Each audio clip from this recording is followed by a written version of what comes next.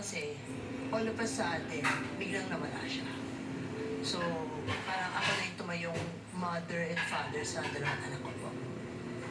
Kasi yung nanay ko natatanong namatay yung tatay ko.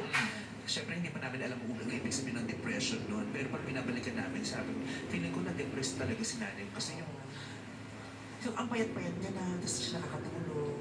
Tapos, ang lala ng lungkot niya. Dami iniisip. At saka, ang payat talaga nung nanay ko. Oo. Sobrang payat. Kayo rin po ba namayat kayo noon? Hindi kayo nakakakain, hindi kayo nakakalabas. Bale, nung nawala po siya, actually parang mga 1 week straight hindi ako natulog. Yun. And, pero, ang... Tingbo kayo na. Buti na lang kasi matag siya. Tapos kahit yung sakit mo, kung di ka natutulog, mamagsak yun.